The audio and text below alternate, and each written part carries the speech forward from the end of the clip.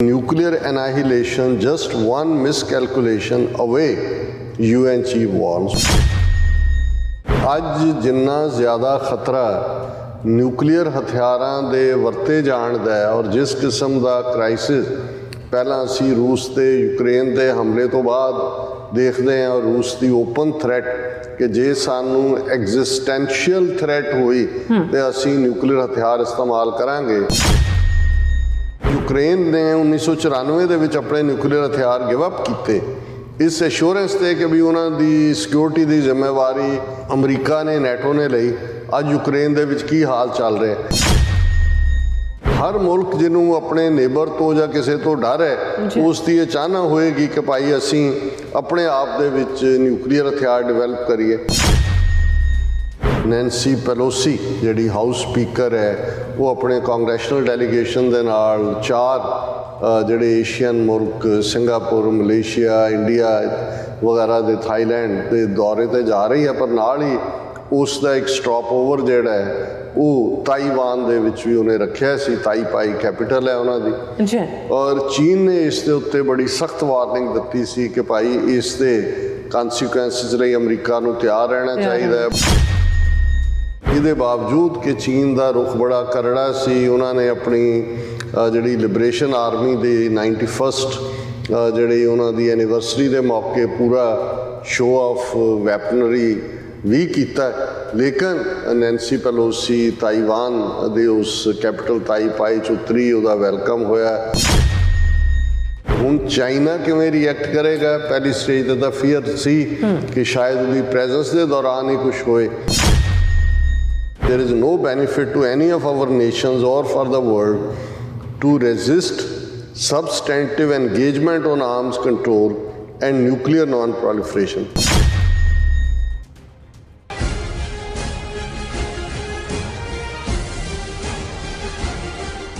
ਵਾਹਿਗੁਰੂ ਜੀ ਕਾ ਖਾਲਸਾ, ਵਾਹਿਗੁਰੂ ਜੀ ਕੀ ਫਤਿਹ। ਅਸਲਾਮ ਵਾਲੇਕਮ, ਆਦਾਬ, ਅਰਜ਼ ਮੈਂ ਤੁਹਾਡੀ ਹੋਸਟ ਨੀਲਮ ਕੌਰ ਤੇ ਮੈਂ TV84 ਦੇ ਸਾਰੇ ਦਰਸ਼ਕਾਂ ਤੇ ਸਰੋਤਿਆਂ ਨੂੰ ਜੀ ਆਇਆਂ ਕਹਿੰਦੀ ਹਾਂ। ਪ੍ਰੋਗਰਾਮ ਸੱਚੋ ਸੱਚ ਵਿੱਚ ਜਿਹੜੇ ਇਸ ਪ੍ਰੋਗਰਾਮ ਨਾਲ ਦੇਸ਼ਾਂ ਵਿਦੇਸ਼ਾਂ ਤੋਂ ਜੁੜ ਚੁੱਕੇ ਨੇ।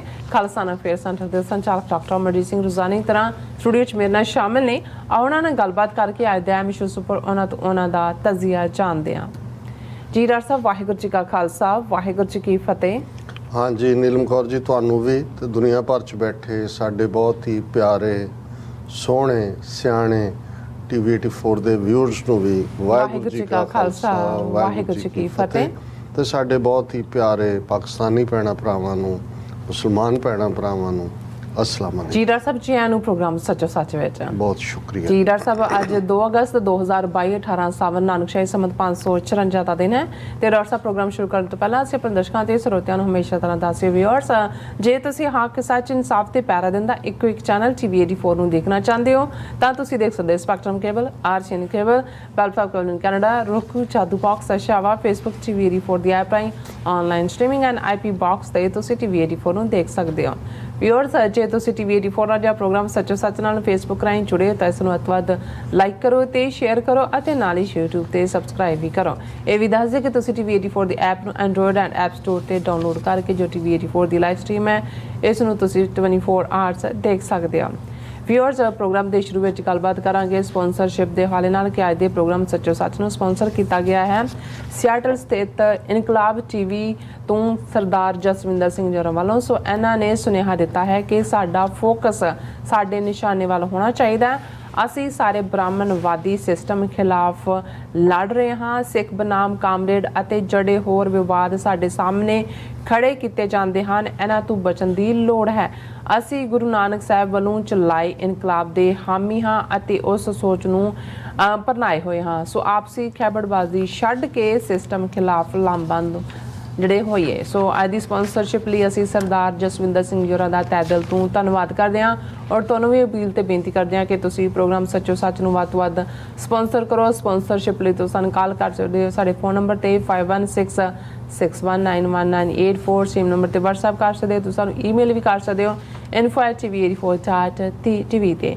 ਸੋ ਵਿਊਅਰਸ, ਪਹਿਲੇ ਸੈਗਮੈਂਟ ਦੇ ਵਿੱਚ ਆਪਾਂ ਗੱਲਬਾਤ ਕਰਨ ਜਾ ਰਹੇ ਹਾਂ ਨਿਊਕਲੀਅਰ ਹਥਿਆਰਾਂ ਬਾਰੇ ਕਿ ਯੂਨਾਈਟਿਡ ਨੇਸ਼ਨਸ ਦੇ ਸੈਕਟਰੀ ਜਨਰਲ ਨੇ ਦੁਨੀਆ ਨੂੰ ਦਰਪੇਸ਼ ਨਿਊਕਲੀਅਰ ਹਥਿਆਰਾਂ ਦੀ ਤਬਾਹੀ ਵੱਲ ਇਸ਼ਾਰਾ ਕਰਦਿਆਂ ਕਿਹਾ ਹੈ ਕਿ ਸਾਡੀ ਦੁਨੀਆ ਅੱਜ ਤਬਾਹੀ ਦੇ ਬਿਲਕੁਲ ਕਰੀਬ ਹੈ। ਇੱਕ ਨਿੱਕਾ ਜਿਹਾ ਗਲਤ ਅੰਦਾਜ਼ਾ ਕੁੱਲ ਦੁਨੀਆ ਨੂੰ ਤਬਾਹ ਕਰਕੇ ਰੱਖ ਦੇਵੇਗਾ। ਇਸ ਜੰਗ ਵਿੱਚ ਕੋਈ ਜੇਤੂ ਨਹੀਂ ਹੋਏਗਾ ਕਿਉਂਕਿ ਕੁਝ ਵੀ ਨਹੀਂ ਬਚੇਗਾ। ਸੋ ਇਸ ਬਾਰੇ ਆਪਾਂ ਗੱਲਬਾਤ ਕਰਨ ਜਾ ਰਹੇ ਹਾਂ। ਸੋ ਅਸੀਂ ਚਾਹਾਂਗੇ ਕਿ ਤੁਸੀਂ ਇਸੇ ਤਰ੍ਹਾਂ ਬਣੇ ਰਹਿਣਾ। ਦੇਖਣ ਸੁਣ ਲਈ ਤੁਹਾਡਾ ਸਭ ਦਾ ਬਹੁਤ ਸ਼ੁਕਰੀਆ ਜੀ। ਡਾਕਟਰ ਸਾਹਿਬ ਕੀ ਕਹਿਣਾ ਚਾਹੋਗੇ? ਦੇਖੋ, ਸਭ ਤੋਂ ਪਹਿਲਾਂ ਤਾਂ ਅੱਜ ਦੇ ਪ੍ਰੋਗਰਾਮ ਨੂੰ ਸਪਾਂਸਰ ਕਰਨ ਲਈ ਅਸੀਂ ਵੀਰ ਜਸਵਿੰਦਰ ਸਿੰਘ, ਜਿਹੜੇ ਇੱਕ ਬੜੇ ਫ੍ਰੀ ਥਿੰਕਿੰਗ ਪਰਸਨ ਨੇ, ਫੌਜ ਦੇ ਵਿੱਚ ਵੀ ਉਹਨਾਂ ਨੇ ਸਰਵ ਕੀਤਾ ਹੈ, ਨਿਕਨੇਮ ਉਹਨਾਂ ਨੂੰ ਫੌਜੀ ਕਰਕੇ ਵੀ ਯਾਦ ਕੀਤਾ ਜਾਂਦਾ ਹੈ, ਪਰ ਸੁਲਝੇ ਹੋਏ ਪੜ੍ਹਨ ਦਾ ਸ਼ੌਕ ਰੱਖਦੇ ਨੇ। ਔਰ ਉਹ ਖੁਦ ਵੀ ਇਨਕਲਾਬ ਟੀਵੀ ਦੇ ਥੱਲੇ ਜਦੋਂ ਉਹਨਾਂ ਦਾ ਚਿੱਤ ਕਰਦਾ ਹੈ ਉਹ ਲਾਈਵ ਗੱਲਬਾਤ ਵੀ ਕਰਦੇ ਨੇ, ਕਈ ਮਹਿਮਾਨਾਂ ਨੂੰ ਵੀ ਲੈਂਦੇ ਨੇ। ਔਰ ਸੀਐਟਲ ਦੀ ਸਿੱਖ ਡੇ ਪੈਰੇਡ ਦੇ ਮੌਕੇ ਉਹਨਾਂ ਨੇ ਆਲਮੋਸਟ ਸਾਰੀ ਪੈਰੇਡ ਨੂੰ ਜਿਹੜੀ ਕਿ ਮਾਰਚ ਕਰ ਰਹੀ ਸੀ, ਔਰ ਜਿਹੜਾ ਫਲੋਟ ਖਾਲਿਸਤਾਨ ਦਾ ਜਿਹੜਾ ਰੈਫਰੈਂਡਮ ਔਰ ਖਾਲਿਸਤਾਨ ਦੀ ਗੱਲ ਵਾਲਾ ਫਲੋਟ ਸੀ, ਉਸ ਦੇ ਅੱਗੇ ਉਹਨਾਂ ਨੇ ਉਸ ਨੂੰ ਸਮੁੱਚੇ ਤੌਰ ਤੇ ਕਵਰ ਵੀ ਕੀਤਾ। ਜਿੰਨੀ ਵਾਰ ਵੀ ਸਾਡਾ ਸੀਐਟਲ ਆਉਣਾ ਹੁੰਦਾ ਉਹ ਬੜੇ ਚਾਅ ਤੇ ਉਤਸ਼ਾਹ ਨਾਲ ਆ ਕੇ ਮਿਲਦੇ ਨੇ, ਬੈਠਦੇ ਨੇ, ਵਿਚਾਰ ਵੀ ਕਰਦੇ ਨੇ। ਕਈ ਵਾਰ ਉਹਨਾਂ ਦੇ ਭਾਵੇਂ ਬਾਕੀਆਂ ਨਾਲ ਵਿਚਾਰ ਭੇਦ ਵੀ ਹੋਣ, ਕਿਉਂਕਿ ਉਹ ਇੱਕ ਆਪਣੇ ਢੰਗ ਨਾਲ ਸਮੱਸਿਆਵਾਂ ਬਾਰੇ ਸੋਚਦੇ ਨੇ। ਔਰ ਉਹਨਾਂ ਨੂੰ ਇਸ ਗੱਲ ਦਾ ਹਿਰਖ ਵੀ ਰਹਿੰਦਾ ਹੈ, ਜਿਹੜਾ ਕਿ ਹਰ ਜਿਹੜਾ ਵਿਚਾਰਵਾਨ ਸਿੱਖ ਹੈ ਉਹਨੂੰ ਹੁੰਦਾ ਹੈ ਕਿ ਸਾਡੇ ਵਿੱਚ ਬੈਠ ਕੇ ਅਸੀਂ ਫੋਕਸ ਗੱਲ ਕਰਨ ਦੀ ਬਜਾਏ ਹੋਰ ਬਹੁਤ ਸਾਰੀਆਂ ਗੱਲਾਂ ਦੇ ਵਿੱਚ ਆਪਣੀ એનર્ਜੀ ਵੇਸਟ ਕਰਦੇ। ਸੋ ਉਹ ਜੈਨਰਸ ਵੀ ਨੇ, ਉਹ ਹਮੇਸ਼ਾ ਹੀ TV 84 ਦੇ ਖੈਰ ਖੁਆਹ ਨੇ। ਜਿੱਥੇ ਵੀ ਉਹਨਾਂ ਨੂੰ ਮੌਕਾ ਮਿਲਦਾ ਉਹ ਸਿਫਤ ਵੀ ਕਰਦੇ ਨੇ TV 84 ਦੀ, ਔਰ ਫਾਈਨੈਂਸ਼ੀਅਲੀ ਕੰਟਰੀਬਿਊਟ ਵੀ ਕਰਦੇ ਨੇ। ਅਸੀਂ ਵੀਰ ਜਸਵਿੰਦਰ ਸਿੰਘ ਜੀ ਦਾ ਸ਼ੁਕਰੀਆ ਅਦਾ ਕਰਦੇ। ਨਿਊਕਲੀਅਰ ਹਥਿਆਰ, ਹੁਣ ਜਦੋਂ ਅਸੀਂ 20ਵੀਂ ਸਦੀ ਦੀ ਗੱਲ ਕਰਦੇ ਹਾਂ ਤੇ 20ਵੀਂ ਸਦੀ ਦੇ ਵਿੱਚ ਭਾਵੇਂ ਖੇਤਰੀ ਤੌਰ ਦੇ ਉੱਤੇ ਬਹੁਤ ਸਾਰੀਆਂ ਤਬਦੀਲੀਆਂ ਬਹੁਤ ਸਾਰੇ ਖਿੱਤਿਆਂ ਦੇ ਵਿੱਚ ਹੋਈਆਂ, ਪਰ ਜੇ ਅਸੀਂ ਨਿਊ ਵਰਲਡ ਆਰਡਰ ਜਿਹੜਾ ਸੈਕੰਡ ਵਰਲਡ ਵਾਰ ਤੋਂ ਬਾਅਦ ਜਿਹੜੀ ਨਵੀਂ ਸ਼ੁਰੂਆਤ ਹੋਈ ਉਸ ਦੇ ਲਈ ਲਫ਼ਜ਼ ਇਸਤੇਮਾਲ ਕੀਤਾ ਗਿਆ ਸੀ, ਉਸ ਤੋਂ ਪਹਿਲਾਂ 20ਵੀਂ ਸਦੀ ਦੇ ਪਹਿਲੇ ਅੱਧ ਦੀ ਗੱਲ ਕਰੀਏ ਤੇ ਦੋ ਮਾਰੂ ਜੰਗਾਂ ਦੁਨੀਆ ਨੇ ਦੋਨਾਂ ਦੀ ਸ਼ੁਰੂਆਤ ਯੂਰਪ ਦੇ ਵਿੱਚ ਹੀ ਹੋਈ ਔਰ ਤਬਾਹੀ ਕਰੋੜਾਂ ਦੇ ਵਿੱਚ ਹੋਈ। ਉਹਨਾਂ ਦੇ ਵਿੱਚ ਦੋਨਾਂ ਜੰਗਾਂ 'ਚ ਫਸਟ ਵਰਲਡ ਵਾਰ, ਜਿਹਨੂੰ ਪਹਿਲੀ ਆਲਮੀ ਜੰਗ ਕਿਹਾ ਜਾਂਦਾ ਹੈ ਜਾਂ ਵਿਸ਼ਵ ਯੁੱਧ ਕਿਹਾ ਜਾਂਦਾ ਹੈ, ਇਹ 1914 ਤੋਂ 1918 ਤੱਕ ਹੋਈ। ਔਰ ਦੂਸਰੀ ਵਰਲਡ ਵਾਰ ਜਿਹੜੀ ਹੈ ਉਹ 1939 ਤੋਂ 1945 ਤੱਕ ਹੋਈ। ਪਹਿਲੀ ਸੰਸਾਰ ਜੰਗ ਵੇਲੇ ਅਜੇ ਉਸ ਲੈਵਲ ਦੇ ਉੱਤੇ ਨਾ ਕੋਈ ਟੈਂਕਾਂ ਔਰ ਦੂਸਰਿਆਂ ਦੀ ਕੋਈ ਜੰਗ ਸੀ। ਮੋਸਟਲੀ ਇਹਨੂੰ ਟ੍ਰੈਂਚ ਵਾਰਫੇਅਰ ਹੀ ਕਿਹਾ ਜਾਂਦਾ ਹੈ, ਖੁੰਦਕਾਂ ਦੇ ਵਿੱਚ, ਮੋਰਚਿਆਂ ਦੇ ਵਿੱਚ। ਔਰ ਆਮ ਜਿਹੜੇ ਹਥਿਆਰ ਉਹਨਾਂ ਦੇ ਵਿੱਚ ਇਹ ਠੀਕ ਹੈ ਕਿ ਬਹੁਤ ਸਾਰੇ ਜਦੋਂ ਅੱਜ ਅਸੀਂ ਜੀਪ ਲਫ਼ਜ਼ ਦੇਖਦੇ ਹਾਂ ਜਾਂ ਜਿਹੜੇ ਹੋਰ ਜਿਹੜੇ ਮਾਰੂ ਹਥਿਆਰ ਨੇ ਉਹਨਾਂ ਦੀ ਸ਼ੁਰੂਆਤ ਤਾਂ ਹੋ ਚੁੱਕੀ ਸੀ, ਲੇਕਿਨ ਫਿਰ ਵੀ ਜੇ ਫਸਟ ਵਰਲਡ ਵਾਰ 'ਚ ਦੇਖੀਏ ਤੇ ਉਹ ਇੱਕ ਰਸਟਿਕ ਢੰਗ ਦੀ ਜੰਗ ਹੀ ਸੀ, ਕਿਉਂਕਿ ਉਸ ਵੇਲੇ ਅਜੇ ਨਾ ਹਥਿਆਰ ਉਸ ਲੈਵਲ ਦੇ ਡਿਵੈਲਪ ਹੋਏ ਸੀ, ਨਾ ਕੋਈ ਏਅਰ ਪਾਵਰ ਉਸ ਲੈਵਲ ਦੀ ਸੀ।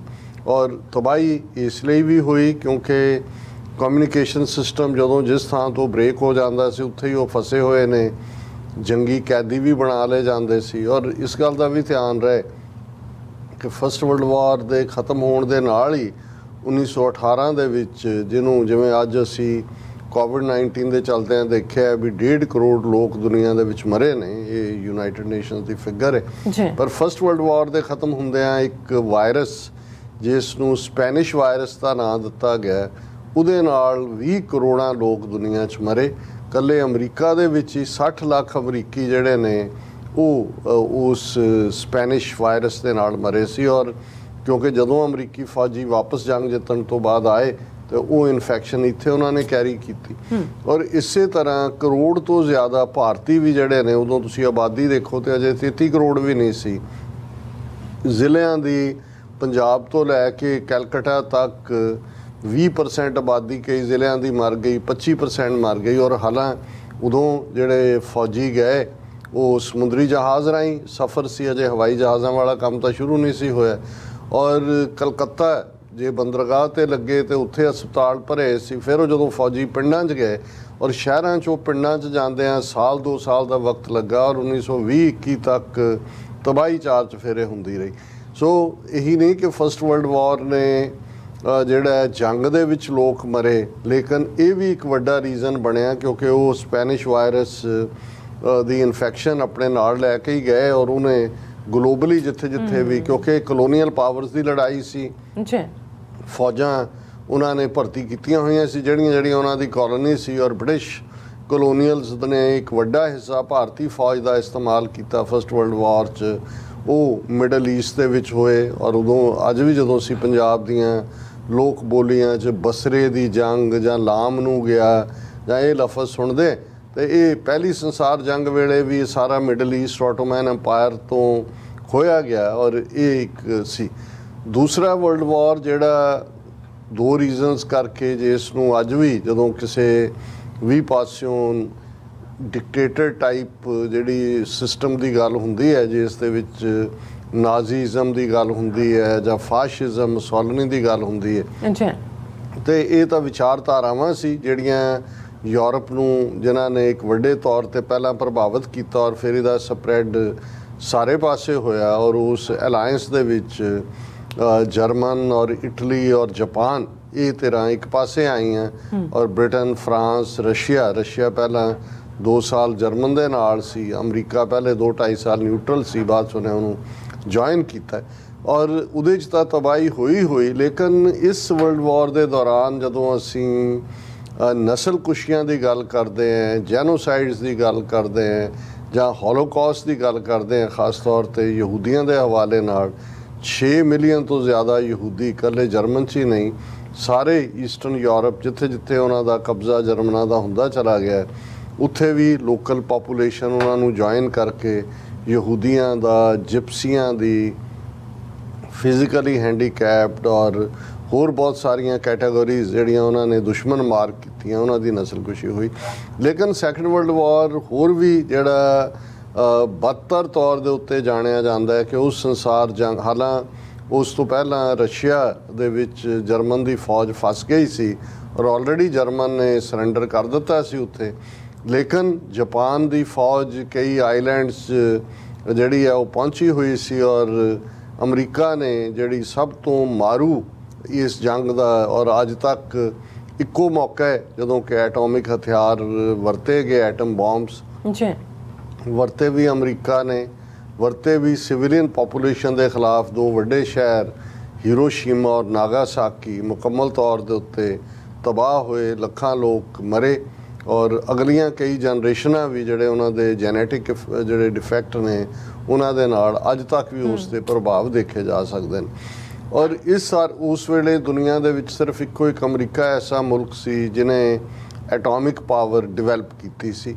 ਸੋ ਉਹ ਸਿਰਫ ਜੰਗ ਜਿੱਤਣ ਲਈ ਤਾਂ ਪਤਾ ਨਹੀਂ, ਇਹ ਤਾਂ ਇਹਦੇ 'ਤੇ ਤਾਂ ਇੱਕ ਡਿਬੇਟ ਹੈ ਕਿ ਕਿੰਨੀ ਕਿ ਡਿਸਾਈਸਿਵ ਸੀ, ਲੇਕਿਨ ਇਹਦੇ 'ਚ ਕੋਈ ਸ਼ੱਕ ਨਹੀਂ ਹੈ ਕਿ ਇਸ ਦੇ ਨਾਲ ਅਮਰੀਕਾ ਸੁਪਰ ਪਾਵਰ ਦੇ ਤੌਰ ਤੇ ਉੱਭਰਿਆ।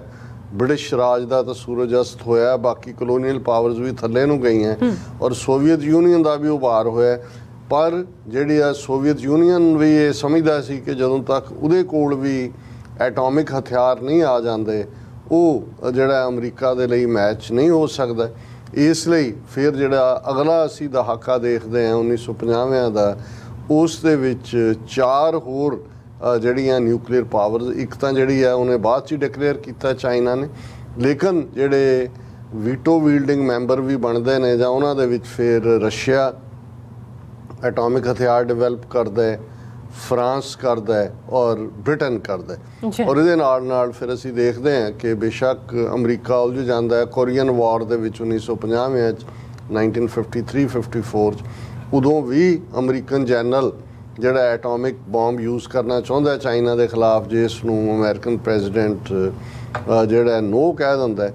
ਲੇਕਿਨ ਇਹ ਇੱਕ ਦੌੜ ਸ਼ੁਰੂ ਹੋ ਜਾਂਦੀ ਹੈ ਔਰ ਇਸ ਦਾ ਨਤੀਜਾ ਅਸੀਂ ਅੱਜ ਦੇਖ ਰਹੇ ਹਾਂ ਕਿ 1980 ਤੱਕ ਪਹੁੰਚਦੇ ਹਾਂ। ਇਕੱਲੇ ਇਹੀ 5 ਦੇਸ਼ ਨਿਊਕਲੀਅਰ ਗਰੁੱਪ ਦੇ ਵਿੱਚ ਵੀਟੋ ਵੀਲਡਿੰਗ ਤਾਂ ਸਿਕਿਉਰਿਟੀ ਕੌਂਸਲ ਦੇ ਥੱਲੇ ਜਦੋਂ ਅਸੀਂ ਨਿਊਕਲੀਅਰ ਕਲੱਬ ਕਹਿੰਦੇ ਹਾਂ, ਤਾਂ ਫਿਰ ਇਹੀ America, Russia, China, France, UK ਇਹੀ ਨੇ। ਜੀ ਲੇਕਿਨ 4 ਹੋਰ ਮੁਲਕ ਜਿਹੜੇ over A period of time nuclear ਹਥਿਆਰਾਂ ਨਾਲ ਲੈਸ ਹੁੰਦੇ ਨੇ, ਬੇਸ਼ੱਕ ਉਹਨਾਂ ਨੂੰ ਨਿਊਕਲੀਅਰ ਕਲੱਬ ਦੇ ਵਿੱਚ ਤਾਂ ਦਾਖਲ ਨਹੀਂ ਕੀਤਾ ਗਿਆ, ਪਰ ਇਸ ਨੂੰ ਡਿਨਾਈ ਨਹੀਂ ਕੀਤਾ ਜਾ ਸਕਦਾ ਕਿ 4 ਪਾਵਰਸ ਹੋਰ ਨਿਊਕਲੀਅਰ ਹਥਿਆਰਾਂ ਨਾਲ ਲੈਸ ਉੱਭਰੀਆਂ, ਜਿਨ੍ਹਾਂ ਦੇ ਵਿੱਚ ਭਾਰਤ, ਪਾਕਿਸਤਾਨ, ਨਾਰਥ ਕੋਰੀਆ ਔਰ ਇਜ਼ਰਾਈਲ। ਜੀ ਉਹਨਾਂ ਨੇ ਆਪਣਾ ਨਿਊਕਲੀਅਰ ਹਥਿਆਰਾਂ ਦਾ ਜ਼ਖੀਰਾ ਕਿੰਨਾ ਹੈ, ਕੀ ਹੈ, ਉਸ ਬਾਰੇ ਅੱਡ-ਅੱਡ ਰਿਪੋਰਟਸ ਦੁਨੀਆ ਦੇ ਜਿਹੜੇ ਮਿਲਟਰੀ ਆਬਜ਼ਰਵਰ ਨੇ ਜਾਂ ਖਾਸ ਤੌਰ ਤੇ ਯੂਰਪ ਦੇ ਵਿੱਚ ਇਸ ਕਿਸਮ ਦੀਆਂ ਸੰਸਥਾਵਾਂ ਨੇ ਜਿਹੜੀਆਂ ਟੈਬ ਰੱਖਦੀਆਂ। ਲੇਕਿਨ 1980ਵਿਆਂ ਤੱਕ ਇਸ ਗੱਲ ਬਾਰੇ ਕੋਈ ਸ਼ੱਕ ਨਹੀਂ ਸੀ ਕਿ 80,000 ਨਿਊਕਲੀਅਰ ਹਥਿਆਰਾਂ ਦਾ ਸਟਾਕ ਪਾਇਲ ਜਮ੍ਹਾਂ ਸੀ ਦੁਨੀਆ ਦੇ ਵਿੱਚ। ਔਰ ਇਹ ਬਾਅਦ ਦੇ ਵਿੱਚ ਜਦੋਂ ਸੋਵੀਅਤ ਯੂਨੀਅਨ ਟੁੱਟਿਆ 15 ਹਿੱਸਿਆਂ 'ਚ, ਰਸ਼ੀਆ ਆਇਆ, ਅਸੀਂ ਦੇਖਦੇ ਹਾਂ ਕਿ ਸੋਵੀਅਤ ਯੂਨੀਅਨ ਦਾ ਉਦੋਂ ਯੂਕਰੇਨ ਵੀ ਸੋਵੀਅਤ ਯੂਨੀਅਨ ਦਾ ਹਿੱਸਾ ਸੀ। ਬਹੁਤ ਸਾਰਾ ਨਿਊਕਲੀਅਰ ਹਥਿਆਰਾਂ ਦਾ ਜ਼ਖੀਰਾ ਜਿਹੜਾ ਹੈ ਉਹ ਯੂਕਰੇਨ ਦੇ ਵਿੱਚ ਸਟੇਸ਼ਨਡ ਸੀ। ਸੋ ਯੂਕਰੇਨ ਜਿਹੜਾ ਇੰਡੀਪੈਂਡੈਂਟ ਮੁਲਕ ਬਣਿਆ, ਉਸ ਨੂੰ ਐਸ਼ੋਰ ਕੀਤਾ ਗਿਆ ਰਸ਼ੀਆ ਵੱਲੋਂ, ਅਮਰੀਕਾ ਵੱਲੋਂ, ਨੈਟੋ ਵੱਲੋਂ ਕਿ ਅਸੀਂ ਤੁਹਾਨੂੰ ਸਿਕਿਉਰ ਕਰਾਂਗੇ, ਔਰ ਉਹਨੇ ਆਪਣਾ ਜਿਹੜਾ ਨਿਊਕਲੀਅਰ ਜਿਹੜਾ ਖਜ਼ਾਨਾ ਸੀ ਉਹਨੂੰ ਸਰੈਂਡਰ ਕੀਤਾ। ਔਰ ਉਸ ਪੀਰੀਅਡ 'ਚ 1999 ਤੋਂ ਬਾਅਦ ਜਦੋਂ ਰਸ਼ੀਆ ਜਿਹੜਾ ਹੈ ਉਹ ਮੋਰ ਫਰੈਂਡਲੀ ਹੋ ਜਾਂਦਾ ਹੈ, ਕਿਉਂਕਿ ਉਹਨਾਂ ਦੀ ਆਪਣੀ ਇਕਨੋਮੀ ਔਰ ਦੂਸਰੀ, ਔਰ ਇਸ ਪੀਰੀਅਡ 'ਚ 2 ਕਿਸਮ ਦੀਆਂ ਜਿਹੜੀਆਂ, ਇੱਕ ਤਾਂ ਇਹਨਾਂ ਵੱਡੀਆਂ 5 ਤਾਕਤਾਂ ਦੇ ਵਿਚਾਲੇ ਨਿਊਕਲੀਅਰ ਨੈਗੋਸ਼ੀਏਸ਼ਨਸ ਹੁੰਦੀਆਂ ਨੇ, ਟ੍ਰੀਟੀਜ਼ ਹੁੰਦੀਆਂ ਨੇ ਕਿ ਅਸੀਂ ਨਿਊਕਲੀਅਰ ਜਿਹੜਾ ਜ਼ਖੀਰੇ ਨੂੰ ਘਟਾਈਏ, ਦੁਨੀਆ ਨੂੰ ਨਿਊਕਲੀਅਰ ਫ੍ਰੀ ਕਰਨ ਦੀ ਗੱਲ ਹੁੰਦੀ ਹੈ, ਪਰ ਸਲੋਲੀ ਦੇ ਨਾਂ ਥੱਲੇ। ਔਰ ਉਸ ਦਾ ਨਤੀਜਾ ਨਿਕਲਦਾ ਹੈ ਕਿ ਅੱਜ ਜਦੋਂ ਅਸੀਂ ਇਹ ਗੱਲਬਾਤ ਕਰ ਰਹੇ ਹਾਂ, ਜਿਹੜੇ ਇਸ ਫੀਲਡ ਦੇ ਮਾਹਿਰ ਨੇ, ਉਹਨਾਂ ਦੇ ਕਹਿਣ ਮੁਤਾਬਕ ਇਸ ਵੇਲੇ ਦੁਨੀਆ ਦੇ ਵਿੱਚ ਕੁੱਲ ਜਿਹੜੇ ਹੈ ਉਹ 20,000 ਦੇ ਕਰੀਬ 13,000 ਨਿਊਕਲੀਅਰ ਜਿਹੜੇ ਕੁੱਲ ਹਥਿਆਰ ਨੇ ਉਹ 13,000 ਨੇ। ਸੋ ਇਹਨੂੰ ਇਸ ਪੱਖੋਂ ਤਾਂ ਇੱਕ ਪੋਜ਼ਿਟਿਵ ਗੱਲ ਸਮਝਿਆ ਜਾ ਸਕਦਾ ਕਿ 80ਵਿਆਂ ਦੇ 80,000 ਨਿਊਕਲੀਅਰ ਹਥਿਆਰਾਂ ਦੇ ਮੁਕਾਬਲੇ ਜਿਹੜੇ ਅੱਜ 13,000 ਦੇ ਕਰੀਬ ਨੇ। ਲੇਕਿਨ ਅੱਜ ਅਸੀਂ ਇਹਨੂੰ ਪ੍ਰਾਈਮ ਸੈਗਮੈਂਟ ਕਿਉਂ ਬਣਾ ਕੇ ਡਿਸਕਸ ਕਰ ਰਹੇ ਹਾਂ, ਕਿਉਂਕਿ ਅੱਜ ਜਿੰਨਾ ਜ਼ਿਆਦਾ ਖਤਰਾ ਨਿਊਕਲੀਅਰ ਹਥਿਆਰਾਂ ਦੇ ਵਰਤੇ ਜਾਣ ਦਾ ਹੈ, ਔਰ ਜਿਸ ਕਿਸਮ ਦਾ ਕ੍ਰਾਈਸਿਸ ਪਹਿਲਾਂ ਅਸੀਂ ਰੂਸ ਤੇ ਯੂਕਰੇਨ ਦੇ ਹਮਲੇ ਤੋਂ ਬਾਅਦ ਦੇਖਦੇ ਹਾਂ, ਰੂਸ ਦੀ ਓਪਨ ਥ੍ਰੈਟ ਕਿ ਜੇ ਸਾਨੂੰ ਐਗਜ਼ਿਸਟੈਂਸ਼ੀਅਲ ਥ੍ਰੈਟ ਹੋਈ ਤੇ ਅਸੀਂ ਨਿਊਕਲੀਅਰ ਹਥਿਆਰ ਇਸਤੇਮਾਲ ਕਰਾਂਗੇ। ਇਹੀ ਇੱਕ ਰੀਜ਼ਨ ਵੀ ਸੀ ਸ਼ਾਇਦ ਕਿ ਅਮਰੀਕਾ ਜਾਂ ਨੈਟੋ ਬੇਸ਼ੱਕ ਉਹ ਯੂਕਰੇਨ ਨੂੰ ਪ੍ਰੋਕਸੀ ਬਣਾ ਕੇ ਮਦਦ ਕਰ ਰਹੇ ਨੇ, ਸਿੱਧੇ ਤੌਰ ਤੇ ਉਸ ਦੇ ਵਿੱਚ ਨਹੀਂ ਕੁੱਦੇ, ਕਿਉਂਕਿ ਜਿਸ ਕਿਸਮ ਦਾ ਰਸ਼ੀਆ ਨੇ ਨਿਊਕਲੀਅਰ ਅਲਰਟ ਆਪਣੇ ਅਦਾਰਿਆਂ ਨੂੰ ਜਾਰੀ ਕੀਤਾ। ਹੁਣ ਉਸ ਦੇ ਨਾਲ ਇਸ ਵੇਲੇ ਅਸੀਂ ਦੂਸਰਾ ਪਾਰਟ ਜਿਸ ਬਾਰੇ ਆਉਣ ਵਾਲੇ ਦਿਨਾਂ 'ਚ ਹੋਰ ਵੀ ਪਿਕਚਰ ਕਲੀਅਰ ਹੋਏਗੀ, ਕੱਲ੍ਹ ਅਸੀਂ ਇੱਕ ਸੈਗਮੈਂਟ ਕੀਤਾ ਸੀ ਕਿ ਕਿਵੇਂ ਨੈਂਸੀ ਪੈਲੋਸੀ ਜਿਹੜੀ ਹਾਊਸ ਸਪੀਕਰ ਹੈ ਉਹ ਆਪਣੇ ਕਾਂਗਰੈਸ਼ਨਲ ਡੈਲੀਗੇਸ਼ਨ ਦੇ ਨਾਲ 4 ਜਿਹੜੇ ਏਸ਼ੀਅਨ ਮੁਲਕ, ਸਿੰਗਾਪੁਰ, ਮਲੇਸ਼ੀਆ, ਇੰਡੀਆ ਵਗੈਰਾ ਦੇ, ਥਾਈਲੈਂਡ ਦੇ ਦੌਰੇ 'ਤੇ ਜਾ ਰਹੀ ਹੈ, ਪਰ ਨਾਲ ਹੀ ਉਸ ਦਾ ਇੱਕ ਸਟਾਪ ਓਵਰ ਜਿਹੜਾ ਹੈ ਉਹ ਤਾਈਵਾਨ ਦੇ ਵਿੱਚ ਵੀ ਉਹਨੇ ਰੱਖਿਆ ਸੀ। ਤਾਈਪਾਈ ਕੈਪੀਟਲ ਹੈ ਉਹਨਾਂ ਦੀ। ਔਰ ਚੀਨ ਨੇ ਇਸ ਦੇ ਉੱਤੇ ਬੜੀ ਸਖਤ ਵਾਰਨਿੰਗ ਦਿੱਤੀ ਸੀ ਕਿ ਭਾਈ ਇਸ ਦੇ ਕਨਸੀਕੁਐਂਸਿਸ ਲਈ ਅਮਰੀਕਾ ਨੂੰ ਤਿਆਰ ਰਹਿਣਾ ਚਾਹੀਦਾ ਹੈ। ਬਾਈਡਨ ਨਾਲ 2-3 ਘੰਟੇ ਦੀ ਗੁਫ਼ਤਗੂ ਵੀ ਹੋਈ, ਔਰ ਇਹਦੇ 'ਚ ਕੋਈ ਸ਼ੱਕ ਨਹੀਂ ਹੈ ਕਿ ਇਹ ਵਿਜ਼ਿਟ ਕੋਈ US ਪ੍ਰੈਜ਼ੀਡੈਂਟ ਵੱਲੋਂ ਸੈਂਕਸ਼ਨਡ ਨਹੀਂ ਹੈ ਜਾਂ ਅਮਰੀਕਾ ਦੀ ਆਫੀਸ਼ੀਅਲ ਵਿਜ਼ਿਟ ਨਹੀਂ ਹੈ, ਪਰ ਇਸ ਤੋਂ ਵੀ ਇਨਕਾਰ ਨਹੀਂ ਕੀਤਾ ਜਾ ਸਕਦਾ ਕਿ ਨੈਂਸੀ ਪੈਲੋਸੀ ਡੈਮੋਕ੍ਰੈਟ ਪਾਰਟੀ ਦੀ ਹੈ ਔਰ ਉਹ as a speaker democratic party ਨੂੰ ਹੀ ਰਿਪਰੈਜ਼ੈਂਟ ਕਰਦੀ ਹੈ। ਸੋ ਟੈਕਨੀਕਲੀ ਇਹ ਕਿਹਾ ਜਾ ਸਕਦਾ ਹੈ ਕਿ ਆਫੀਸ਼ੀਅਲ ਵਿਜ਼ਿਟ ਨਹੀਂ ਹੈ, ਨਾਟ ਐਂਡੋਸਡ ਬਾਈ ਪ੍ਰੈਜ਼ੀਡੈਂਟ, ਔਰ ਉਹ ਚੀਨ ਨੂੰ ਕਹਿ ਸਕਦੇ ਨੇ ਜੀ ਆਫੀਸ਼ੀਅਲ ਨਹੀਂ ਹੈ, ਲੇਕਿਨ ਇਹ ਉਹਨਾਂ ਦੀ ਬਲੈਸਿੰਗ ਦੇ ਨਾਲ ਹੀ ਹੈ। ਔਰ ਇਹਦੇ ਬਾਵਜੂਦ ਕਿ ਚੀਨ ਦਾ ਰੁਖ ਬੜਾ ਕਰੜਾ ਸੀ, ਉਹਨਾਂ ਨੇ ਆਪਣੀ ਜਿਹੜੀ ਲਿਬਰੇਸ਼ਨ ਆਰਮੀ ਦੇ 91st ਜਿਹੜੀ ਉਹਨਾਂ ਦੀ ਐਨੀਵਰਸਰੀ ਦੇ ਮੌਕੇ ਪੂਰਾ ਸ਼ੋਅ ਆਫ ਵੈਪਨਰੀ ਵੀ ਕੀਤਾ। ਲੇਕਿਨ ਨੈਂਸੀ ਪੈਲੋਸੀ ਤਾਈਵਾਨ ਦੇ ਉਸ ਕੈਪੀਟਲ ਤਾਈਪਾਈ 'ਚ ਉਤਰੀ, ਉਹਦਾ ਵੈਲਕਮ ਹੋਇਆ, ਉਹਨੇ ਲੰਚ ਕੀਤਾ। ਔਰ ਜਿਵੇਂ ਮੈਂ ਕਿਤੇ ਦੇਖ ਰਿਹਾ ਸੀ ਕਿ ਜੇ ਦੁਨੀਆ 'ਚ ਜਦੋਂ ਦੇ ਇਹ ਜਹਾਜ਼ ਉੱਡਣ ਲੱਗੇ ਨੇ, ਕੋਈ ਜਿਹੜੀ ਫਲਾਈਟ ਹੈ ਉਸ ਨੂੰ ਸਭ ਤੋਂ ਕਲੋਜ਼ਲੀ ਵਾਚ ਕੀਤਾ ਗਿਆ ਹੋਏਗਾ ਤੇ ਉਹ ਨੈਂਸੀ ਪਲੋਸੀ ਦੀ ਹੈ, ਉਹ ਗਈ ਹੈ।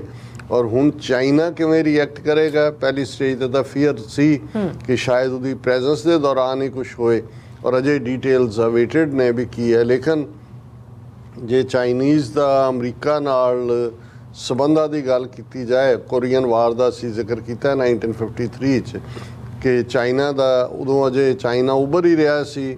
ਉਹਨਾਂ ਨੇ ਮਾਓ ਜ਼ੇਤੁੰਗ ਇੱਕ ਪਾਸੇ ਜਾਪਾਨ ਨਾਲ ਲੜਦਾ ਰਿਹਾ, ਦੂਜੇ ਪਾਸੇ ਦੂਜਿਆਂ ਦੇ ਨਾਲ, ਔਰ ਉਹਨਾਂ ਦੀ ਫੌਜ ਦੇ ਕੋਲ ਅਜੇ ਪੈਰਾਂ 'ਚ ਪਾਉਣ ਲਈ ਜੁੱਤੀਆਂ ਵੀ ਨਹੀਂ ਸੀ। ਲੇਕਿਨ ਉਹਨਾਂ ਦੀ ਯੈਲੋ ਰਿਵਰ ਉਹਨਾਂ ਨੇ ਧਮਕੀ ਦਿੱਤੀ ਸੀ ਕਿ ਵੀ ਜੇ ਕ੍ਰਾਸ ਕੀਤਾ ਅਮਰੀਕਾ ਨੇ ਤੇ ਉਹ ਅਟੈਕ ਕਰੇਗਾ, ਔਰ ਅਮਰੀਕਾ ਨੇ ਕੀਤਾ ਕ੍ਰਾਸ, ਔਰ ਇਵੈਂਚੁਅਲੀ ਚਾਈਨਾ ਨੇ ਅਟੈਕ ਕੀਤਾ, ਜਿਹਦੇ 'ਚ ਲੱਖਾਂ ਜਿਹੜੇ ਨੇ, ਹਾਲਾਂਕਿ UN ਦੇ ਥੱਲੇ ਸੀ। ਅੱਜ ਵੀ ਜਦੋਂ ਤੁਸੀਂ ਵਾਸ਼ਿੰਗਟਨ DC ਜਾਓ ਤੇ ਜਿੱਥੇ ਅਸੀਂ ਵਿਤਨਾਮ ਵਾਰ ਮੈਮੋਰੀਅਲ ਦੇਖਦੇ ਹਾਂ, ਉੱਥੇ ਕੋਰੀਅਨ ਵਾਰ ਮੈਮੋਰੀਅਲ ਵੀ ਹੈ, ਔਰ ਇਹ ਯਾਦ ਦਹਾਨੀ ਕਰਵਾਉਂਦਾ। ਔਰ ਇਸ ਤੋਂ ਬਾਅਦ ਚਾਈਨਾ ਨੇ ਡਿਫਰੈਂਟ ਮੌਕਿਆਂ ਦੇ ਉੱਤੇ ਹੁਣ ਤਾਂ ਉਹਨਾਂ ਦੀ ਇੱਕ ਆਪਣਾ ਮਿਲਟਰੀ ਮਾਈਟ, ਔਰ ਇਕਨੋਮਿਕਲੀ ਵੀ ਜੇ ਅਮਰੀਕਾ ਦੀ ਜਿਹੜੀ ਓਵਰਆਲ ਇਕੋਨਮੀ 24 ਬਿਲੀਅਨ ਡਾਲਰ ਦੀ 24 ਟ੍ਰਿਲੀਅਨ ਡਾਲਰ ਦੀ ਹੈ ਤੇ ਚਾਈਨਾ ਦੀ ਆਲਮੋਸਟ 15 ਟ੍ਰਿਲੀਅਨ ਡਾਲਰ ਹੈ। ਸੋ ਕਾਫੀ ਕਲੋਜ਼ਲੀ ਉਹ ਟ੍ਰੇਲ ਕਰਦੇ ਨੇ। ਹੁਣ ਚਾਈਨਾ ਇਸ ਦੇ ਉੱਤੇ ਕਿਵੇਂ ਰਿਐਕਟ ਕਰੇਗਾ, ਔਰ ਇਹ ਵੀ ਕਿਉਂਕਿ ਜਦੋਂ ਅਸੀਂ ਚਾਈਨਾ ਦੇ ਹਵਾਲੇ ਨਾਲ ਗੱਲ ਕਰਦੇ ਹਾਂ ਫਿਰ ਸਾਡਾ ਆਪਣਾ ਫਿਊਚਰ ਵੀ ਨਾਲ ਜੁੜਦਾ ਹੈ। ਇੰਡੀਆ ਦੇ ਨਾਲ ਚਾਈਨਾ ਦਾ ਤਕਰਾਰ ਹੈ, ਇੰਡੀਆ ਅਮਰੀਕਾ ਦੇ ਕੈਂਪ 'ਚ ਹੈ, ਖੈਮੇ 'ਚ ਹੈ, ਕੁਆਡ ਦਾ ਹਿੱਸਾ ਹੈ। ਚਾਈਨਾ ਔਰ ਪਾਕਿਸਤਾਨ ਦਾ ਕਲੋਜ਼ ਜਿਹੜੀ ਹੈ ਉਹ ਫੌਜੀ ਹੈ ਔਰ ਅਲਾਇੰਸ ਹੈ, ਔਰ ਇੰਡੋ ਜਿਹੜਾ ਚਾਈਨਾ ਸੀ ਪੈਕ ਹੈ, ਚਾਈਨਾ ਪਾਕਿਸਤਾਨ ਇਕਨੋਮਿਕਲ ਕੋਰੀਡੋਰ, ਉਸ ਦੇ ਵਿੱਚ ਪਾਰਟਨਰ ਨੇ।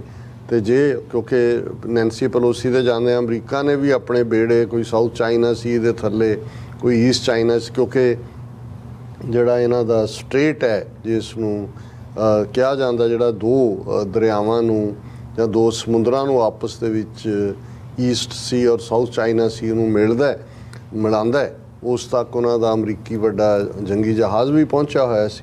ਸੋ ਹੁਣ ਇਹ ਜਦੋਂ ਅਸੀਂ ਸਾਰੇ ਹੀ ਅਮਰੀਕਾ ਨਿਊਕਲੀਅਰ ਹੈ, ਇੰਡੀਆ ਨਿਊਕਲੀਅਰ ਹੈ, ਚਾਈਨਾ ਨਿਊਕਲੀਅਰ ਹੈ, ਪਾਕਿਸਤਾਨ ਨਿਊਕਲੀਅਰ ਹੈ, ਨਾਲ ਦੀ ਨਾਲ ਰਸ਼ੀਆ ਦੇ ਜਿਹੜਾ ਵਲੈਡੀਮੀਰ ਪੁਤਿਨ ਨੇ ਵੀ ਅਮਰੀਕਾ ਨੂੰ ਕੰਡੈਮ ਕੀਤਾ ਕਿ ਉਹ ਖਾਮਖਾ ਪ੍ਰਵੋਕ ਕਰ ਰਹੇ।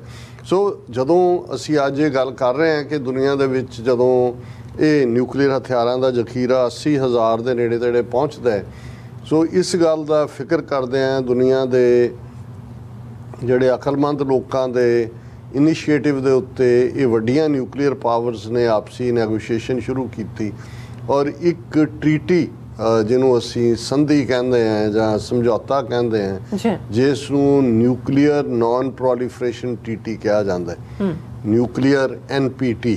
ਇਹ ਮੈਂ ਹੁਣ NPT ਲਫ਼ਜ਼ ਇਸਤੇਮਾਲ ਕਰਾਂਗਾ ਐਜ਼ ਏ ਐਬਰੀਵੇਸ਼ਨ। ਹੁਣ ਨਿਊਕਲੀਅਰ NPT ਕੀ ਸੀ ਕਿ ਨਾਨ ਪ੍ਰੋਲੀਫਰੇਸ਼ਨ ਫਲਾਅ ਨੂੰ ਕਹਿੰਦੇ ਨੇ ਕਿ ਭਾਈ ਨਿਊਕਲੀਅਰ ਹਥਿਆਰ ਜਿਨ੍ਹਾਂ ਕੋਲ ਨੇ ਉਹਨਾਂ ਨੂੰ ਕਰਬ ਕਰੋ, ਉਹਨਾਂ ਨੂੰ ਘਟਾਉਂਦੇ ਜਾਓ, ਔਰ ਇੱਕ ਸਮਾਂ ਆਏ ਕਿ ਭਾਈ ਇਹ ਖਤਮ ਹੋਣ, ਪਰ ਨਾਲ ਦੀ ਨਾਲ ਇਹਨਾਂ ਨਿਊਕਲੀਅਰ ਹਥਿਆਰਾਂ ਦਾ ਅੱਗੇ ਪਸਾਰ ਨਾ ਹੋਏ। ਔਰ ਇਹ ਗੱਲ ਬਹੁਤਿਆਂ ਨੂੰ ਹੈਰਾਨ ਕਰੇਗੀ ਕਿ ਵਾਕਿਆ ਹੀ ਨਿਊਕਲੀਅਰ ਹਥਿਆਰਾਂ ਦਾ ਡਰ ਜਾਂ ਖੌਫ ਕਿਸ ਕਦਰ ਸੀ, ਜਿਹੜਾ ਸਭ ਤੋਂ ਜ਼ਿਆਦਾ ਅਸੀਂ ਇਸ ਪੀਰੀਅਡ ਨੂੰ ਦੇਖਦੇ ਹਾਂ ਜਦੋਂ ਕਿ ਜਿਹਨੂੰ ਕਿਊਬਨ ਮਿਸਲ ਕ੍ਰਾਈਸਿਸ ਕਿਹਾ ਜਾਂਦਾ 1960ਵਿਆਂ ਦਾ, ਜਦੋਂ ਕਿ ਸੋਵੀਅਤ ਯੂਨੀਅਨ ਵੱਲੋਂ ਕਿਊਬਾ ਦੇ ਵਿੱਚ ਜਿਹੜੀਆਂ ਨੇ ਉਹ ਮਿਸਲਸ ਤਾਇਨਾਤ ਕੀਤੀਆਂ ਜਾਣੀਆਂ ਸੀ ਨਿਊਕਲੀਅਰ ਲੈਸ। ਅਮਰੀਕਾ ਦਾ ਪ੍ਰੈਜ਼ੀਡੈਂਟ ਕੈਨੇਡੀ ਸੀ, ਉਹਨਾਂ ਨੇ ਕਿਹਾ ਵੀ ਤੁਸੀਂ ਸਾਡੇ ਪਿਛਵਾੜੇ 'ਚ ਬੈਕਯਾਰਡ 'ਚ ਕਰੋਗੇ, ਇਹ ਐਕਸੈਪਟੇਬਲ ਨਹੀਂ। ਔਰ ਉਦੋਂ ਆਲਮੋਸਟ ਜਿਹਨੂੰ ਕਹਿੰਦੇ ਨੇ ਵੀ ਦੁਨੀਆ ਤਬਾਹੀ ਦੇ ਬਿਲਕੁਲ ਕਰੀਬ ਸੀ, ਇੰਚਜ਼ ਅਵੇ ਜਿਹਨੂੰ ਕਿਹਾ ਜਾਂਦਾ ਹੈ। ਔਰ ਜਿਹੜਾ ਇਵੈਂਚੁਅਲੀ ਉਹ ਕ੍ਰਾਈਸਿਸ ਟਲਿਆ, ਜਿਹੜਾ ਹੁਣ ਤੱਕ ਅਸੀਂ ਨਿਊਕਲੀਅਰ ਪਾਵਰਸ ਦਾ ਆਪਸ ਟਕਰਾਅ ਦਾ ਸਭ ਤੋਂ ਨਜ਼ਦੀਕੀ ਟਾਈਮ ਦੇਖਦੇ ਹਾਂ, ਤੇ ਉਹ ਕਿਊਬਨ ਮਿਸਲ ਕ੍ਰਾਈਸਿਸ ਸੀ। ਔਰ ਉਦੋਂ ਸੋਵੀਅਤ ਯੂਨੀਅਨ ਨੇ ਮਿਸਾਈਲਸ ਵਾਪਸ ਲੈ ਲਈਆਂ। ਹਾਲਾਂਕਿ ਇਨ ਟਰਨ ਜਿਹੜੀ ਉਹਨਾਂ ਦੀ ਡਿਮਾਂਡ ਸੀ, ਕਿਉਂਕਿ ਉਸ ਤੋਂ ਪਹਿਲਾਂ ਅਮਰੀਕਾ ਨੇ ਟਰਕੀ ਦੇ ਵਿੱਚ ਜਿਹੜੀਆਂ ਨੇ ਨਿਊਕਲੀਅਰ ਲੈਸਡ ਮਿਸਾਈਲਾਂ ਤਾਇਨਾਤ ਕੀਤੀਆਂ ਸੀ, ਕਿਉਂ ਜਿਹੜੀ ਟਾਰਗੇਟ ਟੂਵਰਡ ਸੋਵੀਅਤ ਯੂਨੀਅਨ ਸੀ, ਸੋ ਅਮਰੀਕਾ ਨੇ ਉਹ ਵਿਦਡਰਾ ਕੀਤੀਆਂ। ਸੋ ਉਹ ਕਲੋਜ਼ੈਸਟ ਜਿਹੜਾ ਕ੍ਰਾਈਸਿਸ ਜਿਹਨੂੰ ਕਿਊਬਨ ਮਿਸਲ ਕ੍ਰਾਈਸਿਸ ਕਿਹਾ ਜਾਂਦਾ ਹੈ ਉਹ ਟਲਿਆ। ਸੋ 60ਵਿਆਂ ਦਾ ਇਹ ਕ੍ਰਾਈਸਿਸ ਦੇਖਿਆ ਗਿਆ ਸੀ। ਸੋ ਜਦੋਂ ਨਿਊਕਲੀਅਰ ਨਾਨ ਪ੍ਰੋਲੀਫਰੇਸ਼ਨ ਟ੍ਰੀਟੀ ਦੇ ਉੱਤੇ ਨੈਗੋਸ਼ੀਏਸ਼ਨ ਹੋਈ ਤੇ ਦੁਨੀਆ ਦੇ ਸਾਰੇ ਹੀ ਮੁਲਕਾਂ ਨੇ, ਅੱਜ ਵੀ ਸਿਰਫ 4 ਮੁਲਕ ਐਸੇ ਨੇ ਜਿਨ੍ਹਾਂ ਨੇ NPT ਦੇ ਉੱਤੇ ਦਸਤਖਤ ਨਹੀਂ ਕੀਤੇ ਹੋਏ। ਬਾਕੀ ਕੁੱਲ ਦੁਨੀਆ ਦੇ ਸਾਰੇ ਮੁਲਕ ਜਿਹੜੇ ਨੇ, ਕਈਆਂ ਨੇ ਤਾਂ ਜਿਵੇਂ ਸਾਊਥ ਅਫਰੀਕਾ ਨਿਊਕਲੀਅਰ ਆਪਣੇ ਹਥਿਆਰ ਡਿਵੈਲਪ ਕਰ ਰਿਹਾ ਸੀ, ਉਹਨੇ ਗਿਵ ਅਪ ਕੀਤੇ। ਯੂਕਰੇਨ ਦਾ ਅਸੀਂ ਜ਼ਿਕਰ ਕੀਤਾ ਹੈ ਕਿ ਉਹਨਾਂ ਨੇ ਆਪਣੇ ਹਥਿਆਰ ਛੱਡੇ। ਇਵੇਂ ਹੀ ਜਿਹੜੇ ਹੋਰ ਵੀ ਜਿਨ੍ਹਾਂ ਦੇ ਕੋਲ ਪੋਟੈਂਸ਼ੀਅਲ ਸੀ ਔਰ ਉਹ ਪਾਵਰਸ ਦੇ ਤੌਰ ਤੇ ਉੱਭਰਨਾ ਚਾਹੁੰਦੇ ਸੀ। ਹੁਣ ਜਿਹੜੇ 4 ਮੁਲਕ ਜਿਨ੍ਹਾਂ ਨੇ ਅੱਜ ਤੱਕ ਵੀ ਨਿਊਕਲੀਅਰ ਨਾਨ ਪ੍ਰੋਲੀਫਰੇਸ਼ਨ ਟ੍ਰੀਟੀ ਤੇ ਦਸਤਖਤ ਨਹੀਂ ਕੀਤੇ, ਉਹਨਾਂ ਦੇ ਵਿੱਚ ਭਾਰਤ ਹੈ, ਪਾਕਿਸਤਾਨ ਹੈ, ਨਾਰਥ ਕੋਰੀਆ ਔਰ ਇਜ਼ਰਾਈਲ ਹੈ। ਜੀ, ਪਾਕਿਸਤਾਨ ਦਾ ਸਮਝ ਆ ਸਕਦਾ ਹੈ। ਪਾਕਿਸਤਾਨ ਦੀ ਕੋਈ ਸ਼ਰਤ ਹੈ ਔਰ ਉਹਨਾਂ ਦੀ ਆਫੀਸ਼ੀਅਲ ਪੋਜੀਸ਼ਨ ਹੈ, ਮੈਂ ਕੋਈ ਆਊਟ ਆਫ ਦਾ ਵੇ ਜਾ ਕੇ ਉਹਨਾਂ ਨੂੰ ਡਿਫੈਂਡ ਨਹੀਂ ਕਰ ਰਿਹਾ। ਉਹਨਾਂ ਦਾ ਇਹ ਕਹਿਣਾ ਹੈ ਵੀ ਜਿਸ ਦਿਨ ਭਾਰਤ ਦਸਤਖਤ ਕਰੇਗਾ NPT ਦੇ ਉੱਤੇ, ਉਸੇ ਦਿਨ ਅਸੀਂ ਦਸਤਖਤ ਕਰਾਂਗੇ। ਕਿਉਂਕਿ ਪਾਕਿਸਤਾਨ ਦਾ ਇਹ ਕਹਿਣਾ ਹੈ ਕਿ ਵੀ ਜਿਹੜੇ ਸਾਡੇ ਨਿਊਕਲੀਅਰ ਅਸਾਸੇ ਨੇ, to protect, to defend, to deter aggression on our sovereignty and integrity, ਕਿ ਵੀ ਅਸੀਂ, ਉਹ ਕਹਿੰਦੇ ਨੇ ਵੀ ਅਸੀਂ ਨਿਊਕਲੀਅਰ ਹਥਿਆਰ ਜਿਹੜੇ ਨੇ ਉਹ ਸਿਰਫ ਤੇ ਸਿਰਫ ਆਪਣੀ ਸੋਵਰਨਿਟੀ ਨੂੰ ਡਿਫੈਂਡ ਕਰਨ ਲਈ ਰੱਖੇ ਨੇ ਔਰ ਇਹ ਵੀ ਐਜ਼ ਏ ਡੈਟਰੈਂਟ ਹੈ, ਤਾਂ ਕਿ ਇੰਡੀਆ ਜਿਹੜਾ ਉਹ, ਜਿਵੇਂ ਉਹਨੇ ਪਾਕਿਸਤਾਨ ਨੂੰ 2 ਹਿੱਸਿਆਂ 'ਚ ਵੰਡਿਆ 1971 'ਚ, ਬੰਗਲਾਦੇਸ਼ ਬਣਾਇਆ, ਜਾਂ ਉਸ ਦੇ ਜਿਹੜੇ ਅਗਰੈਸਿਵ ਡਿਜ਼ਾਈਨਸ ਨੇ ਜੋ ਉਹਨੇ ਜਿਹੜਾ ਉਹ ਸਿੱਕਮ ਦੇ ਹਵਾਲੇ ਨਾਲ ਕੀਤਾ, ਜਾਂ ਈਵਨ ਸ੍ਰੀਲੰਕਾ 'ਚ ਕਰਨ ਦੀ ਕੋਸ਼ਿਸ਼ ਕੀਤੀ, ਕਿ ਸਾਡੇ ਜਿਹੜੇ ਨੇ ਉਹ ਕਹਿੰਦੇ ਹੀ ਉਹਨੂੰ ਐਜ਼ ਏ ਡੈਟਰੈਂਟ ਨੇ।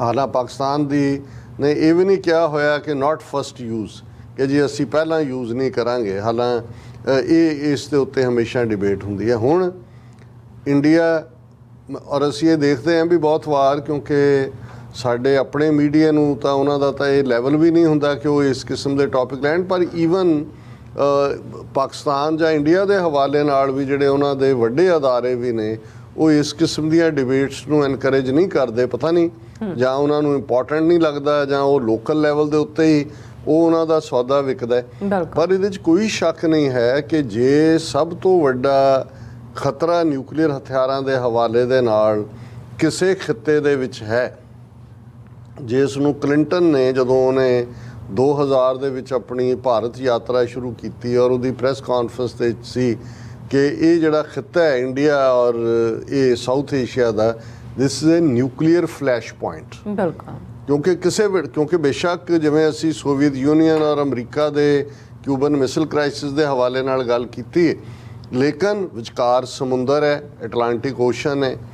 ਹੋਰ ਕਿਤੇ ਵੀ ਸਿਰਫ ਲੈਂਡ ਰਾਊਟ ਰਾਹੀਂ 2 ਤਾਕਤਾਂ ਜਾਂ 2 ਮੁਲਕ ਨਾਲ ਲੱਗਦੇ ਹੋਣ ਔਰ ਉਹ ਸੈਕਿੰਡਸ ਅਵੇ ਹੋਣ, ਜਦੋਂ ਕਿ ਐਕਸੀਡੈਂਟਲੀ ਵੀ ਜੇ ਕਿਸੇ ਪਾਸੇ ਵੱਲੋਂ ਫਾਇਰ ਹੋ ਜਾਣ, ਜਿਵੇਂ ਇੰਡੀਆ ਨੇ ਦੀ ਇੱਕ ਮਿਸਲ ਪਾਕਿਸਤਾਨ 'ਚ ਜਾ ਕੇ 150 ਮੀਲ ਤੋਂ ਜ਼ਿਆਦਾ ਅੰਦਰ ਡਿੱਗੀ, ਉਹਨਾਂ ਨੇ ਕਿਹਾ ਜੀ ਐਕਸੀਡੈਂਟਲ ਹੈ ਔਰ ਫਲਾਣਾ।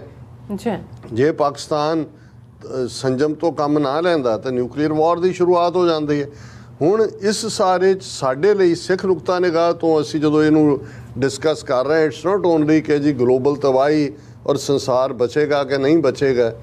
ਸਾਡੀ ਸਿਵਲਾਈਜੇਸ਼ਨ, ਸਿੱਖ ਸਿਵਲਾਈਜੇਸ਼ਨ ਦੋਵੇਂ ਪਾਸੇ, ਲਹਿੰਦਾ ਪੰਜਾਬ, ਚੜ੍ਹਦਾ ਪੰਜਾਬ, ਅਸੀਂ ਭਾਰਤ ਪਾਕਿਸਤਾਨ ਦੇ ਵਿਚਾਲੇ ਸੈਂਡਵਿਚ ਹੈ, ਚਾਈਨਾ, ਤਿੰਨੋਂ ਹੀ ਨਿਊਕਲੀਅਰ ਪਾਵਰਸ। ਔਰ ਇਸ ਵੇਲੇ ਜਿਹੜਾ ਫੋਕਸ ਹੁਣੇ ਅਸੀਂ ਨੈਂਸੀ ਪੈਲੋਸੀ ਦੀ ਗੱਲ ਕੀਤੀ, ਕਸ਼ਮੀਰ ਦਾ ਮੁੱਦਾ ਜਿਸ ਦੇ ਉੱਤੇ ਆਲਰੇਡੀ ਜੰਗਾਂ ਭਾਰਤ ਪਾਕਿਸਤਾਨ ਨੇ ਲੜੀਆਂ, ਇਸ ਸਭ ਦੇ ਚੱਲਦੇ ਆ ਕਿਤੇ ਵੀ ਜਿਹੜਾ ਟਕਰਾਅ ਦੀ ਲਾਈਨ ਹੈ ਉਹ ਤਾਂ ਨਿਊਕਲੀਅਰ ਤਬਾਹੀ ਦੀ ਲਾਈਨ ਹੈ, ਔਰ ਸਾਡੀ ਸਿਵਲਾਈਜੇਸ਼ਨ ਔਰ ਸਾਡੇ ਲੋਕਾਂ ਦੀ ਸਭ ਤੋਂ ਜ਼ਿਆਦਾ ਤਬਾਹੀ ਹੈ। ਲੇਕਿਨ ਇਹਦੇ ਬਾਵਜੂਦ ਅਮਰੀਕਾ ਨੇ ਪੋਸਟ 9/11 ਆਪਣੀ ਸਟ੍ਰੈਟਜੀ ਬਦਲੀ।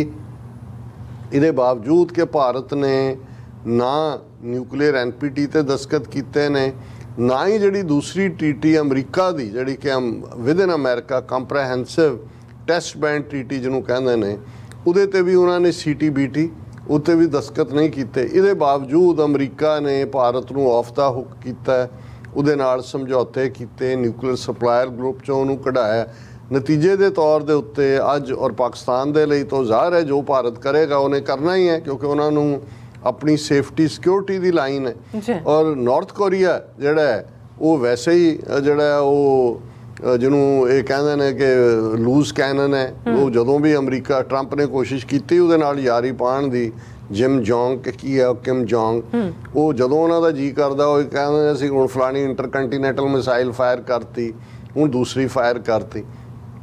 ਔਰ ਇਜ਼ਰਾਈਲ ਜਿਹਨੂੰ ਨਾ ਅਮਰੀਕਾ ਬੋਲਦਾ ਹੈ ਕਿ ਭਾਈ ਇਜ਼ਰਾਈਲ ਨੇ ਕਿਵੇਂ, ਔਰ ਪੂਰਾ ਇਹਨਾਂ ਦਾ ਜ਼ੋਰ ਲੱਗਾ ਹੋਇਆ ਇਜ਼ਰਾਈਲ ਅਮਰੀਕਾ ਦਾ ਈਰਾਨ ਨੂੰ ਖੂੰਜੇ ਲਾਇਆ ਹੋਇਆ ਕਿ ਜੀ ਈਰਾਨ ਜਿਹੜਾ ਉਹ ਨਿਊਕਲੀਅਰ ਹਥਿਆਰ ਡਿਵੈਲਪ ਅਸੀਂ ਨਹੀਂ ਕਰਨ ਦਿਆਂਗੇ। ਜਿਨ੍ਹਾਂ ਨੇ ਕੀਤੇ ਹੋਏ ਨੇ, ਜੇ ਇਜ਼ਰਾਈਲ ਨੇ NPT ਤੇ ਦਸਤਖਤ ਨਹੀਂ ਕੀਤੇ, ਉਸ ਆਬਾਦੀਆਂ ਦੇ ਵਿੱਚ ਉਹ ਘਿਰਿਆ ਬੈਠਾ ਹੈ, ਉਸ ਦੇ ਉੱਤੇ ਸਵਾਲ ਨਹੀਂ ਚੁੱਕੇ ਜਾਂਦੇ। ਲੇਕਿਨ ਅੱਜ ਵੀ ਦੁਨੀਆ ਦੇ ਵਿੱਚ ਇਹ ਮੂਵਮੈਂਟ ਕਿਤੇ ਨਾ ਕਿਤੇ ਚੱਲਦੀ ਹੈ ਕਿ ਭਾਈ ਇਹ ਜਿਹੜਾ CTBT ਤਾਂ ਅਮਰੀਕਾ ਦੇ ਹਵਾਲੇ ਨਾਲ ਸੀ ਕਿ ਅਮਰੀਕਾ ਕਿਸੇ ਉਸ ਮੁਲਕ ਨਾਲ ਤਾਵੁਨ ਨਹੀਂ ਕਰੇਗਾ, ਪਰ ਨਿਊਕਲੀਅਰ NPT ਦੇ ਉੱਤੇ। ਔਰ ਪਿਛਲੇ ਦਿਨਾਂ 'ਚ ਇਹਨਾਂ ਦੀ ਇੱਕ ਵੱਡੀ ਕਾਨਫਰੰਸ ਜਿਹੜੀ ਹੈ, conference for countries signed up to nuclear non proliferation treaty, ਇਹ ਕਾਨਫਰੰਸ ਹੋਈ ਔਰ ਇਸ ਨੂੰ ਐਡਰੈਸ ਕੀਤਾ ਯੂਨਾਈਟਿਡ ਨੇਸ਼ਨਸ ਦੇ ਸੈਕਟਰੀ ਜਨਰਲ ਨੇ।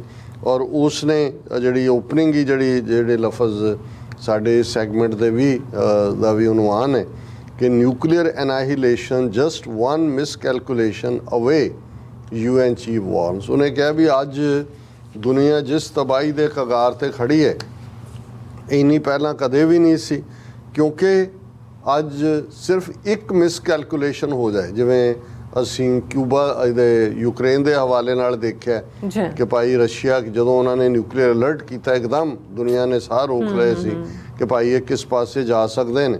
ਔਰ ਇਹ ਹੁਣ ਫੈਬਰੂਰੀ ਦੇ ਵਿੱਚ ਇਹ ਹੋ ਕੇ ਵਾਪਰਿਆ। ਫੈਬਰੂਰੀ 'ਚ ਰੂਸ ਨੇ ਅਟੈਕ ਕੀਤਾ ਯੂਕਰੇਨ ਦੇ ਉੱਤੇ। ਔਰ ਇੱਕ ਪਾਸੇ ਇਹ ਹੈ, ਦੂਜੇ ਪਾਸੇ ਜਿਹੜੇ ਹੋਰ ਵੀ ਮੁਲਕ ਕੱਲ੍ਹ ਨੂੰ ਨਿਊਕਲੀਅਰ ਹਥਿਆਰਾਂ ਵੱਲ ਜਾ ਸਕਦੇ ਨੇ, ਉਹ ਜਦੋਂ ਯੂਕਰੇਨ ਨੇ 1994 ਦੇ ਵਿੱਚ ਆਪਣੇ ਨਿਊਕਲੀਅਰ ਹਥਿਆਰ ਗਿਵ ਅਪ ਕੀਤੇ, ਇਸ ਐਸ਼ੋਰੈਂਸ 'ਤੇ ਕਿ ਵੀ ਉਹਨਾਂ ਦੀ ਸਿਕਿਉਰਿਟੀ ਦੀ ਜ਼ਿੰਮੇਵਾਰੀ ਉਸ ਵੇਲੇ ਦੇ ਰਸ਼ੀਆ ਨੇ, ਅਮਰੀਕਾ ਨੇ, ਨੈਟੋ ਨੇ ਲਈ, ਅੱਜ ਯੂਕਰੇਨ ਦੇ ਵਿੱਚ ਕੀ ਹਾਲ ਚੱਲ ਰਿਹਾ। ਸੋ ਹਰ ਮੁਲਕ ਜਿਹਨੂੰ ਆਪਣੇ ਨੇਬਰ ਤੋਂ ਜਾਂ ਕਿਸੇ ਤੋਂ ਡਰ ਹੈ, ਉਸ ਦੀ ਇਹ ਚਾਹਨਾ ਹੋਏਗੀ ਕਿ ਭਾਈ ਅਸੀਂ ਆਪਣੇ ਆਪ ਦੇ ਵਿੱਚ ਨਿਊਕਲੀਅਰ ਹਥਿਆਰ ਡਿਵੈਲਪ ਕਰੀਏ। ਔਰ ਇੰਡੀਆ ਵਰਗਾ ਮੁਲਕ ਜਿਹੜਾ ਇਸ ਵੇਲੇ ਜਿਨ੍ਹਾਂ ਦੇ ਵਿੱਚ ਹਿੰਦੂਤਵਾ ਦੀ ਆਈਡੀਓਲੋਜੀ ਵਾਲੇ, ਫਾਸ਼ਿਸਟ ਆਈਡੀਓਲੋਜੀ ਦੇ ਲੋਕ ਅੱਗੇ ਆਏ ਹੋਏ ਨੇ, ਉਹ ਕਿਸੇ ਵੇਲੇ ਵੀ ਖਤਰਾ ਬਣ ਸਕਦੇ ਨੇ।